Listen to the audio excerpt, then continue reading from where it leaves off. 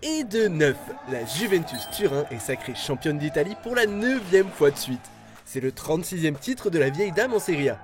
Elle accroît encore un peu plus sa série record de titres nationaux remportés consécutivement dans les 5 grands championnats.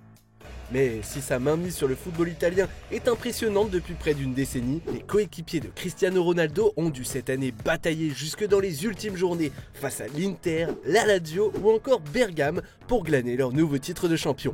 Zoom sur l'exercice 2019-2020 de la Juve. Abonne-toi à notre chaîne, nous mettons en ligne de nouvelles vidéos toutes les semaines.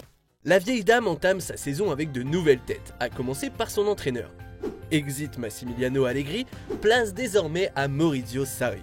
Sur le terrain, la Juve échange avec Manchester City Joao Cancelo pour Danilo, achète à prix fort l'un de ses bourreaux de l'an passé en la personne de Mathis de Ligt et enregistre gratuitement les arrivées notables d'Adrien Rabiot et d'Aaron Ramsey. Enfin, après une pige au PSG, Gianluigi Buffon fait lui son retour.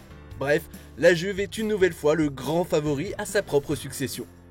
L'ex-coach de Naples et de Chelsea est lui attendu au tournant pour révolutionner le jeu de la Juventus Turin, notamment sur le plan offensif. Mais sur le fond, il s'avère difficile de brusquer les habitudes d'une grande maison.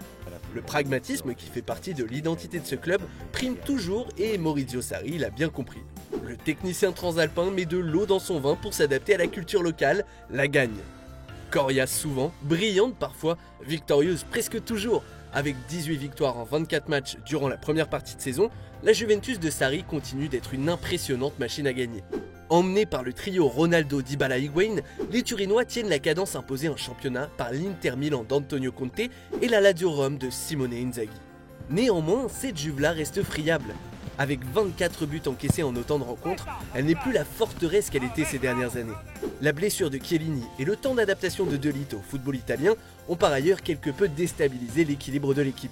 Et les résultats s'en ressentent. La vieille dame se fait balayer en finale de Supercoupe d'Italie par cette même Lazio.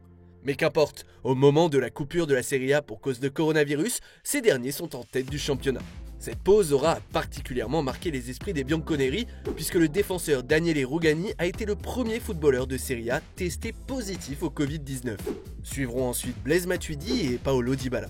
À la reprise de la compétition, si la Juve se qualifie pour la finale de la Coupe d'Italie aux dépens de l'AC Milan, elle s'inclinera quelques jours plus tard en finale contre le Naples de Gennaro Gattuso.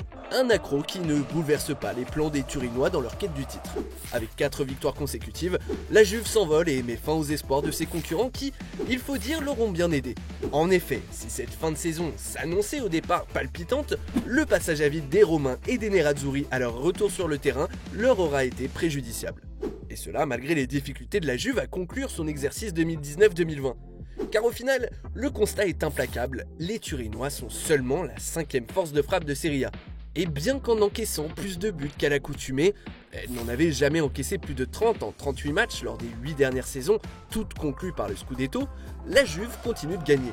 Mais si elle avançait seule ces dernières années, ses concurrents ont désormais réduit l'écart et tenteront l'an prochain d'enrayer la folle série turinoise.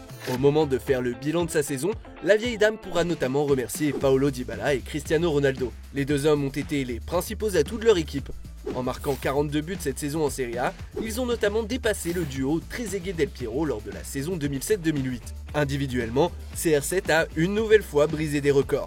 En marquant à 31 reprises en Serie A, il a égalé le record de buts en une seule saison pour un joueur de la Juve. Il est aussi devenu le premier joueur de l'histoire à inscrire plus de 50 buts en Première Ligue, Liga et Serie A. Le tout à 35 ans. Pas forcément désiré au début de saison par Sarri, la Roya aura lui de son côté été le monsieur plus de cette équipe, de par l'importance de ses buts et son activité dans le jeu turinois. Plus discrètement, Wojciech Szczęsny et Mathis de Ligt ont eux aussi grandement contribué à ce nouveau sacre.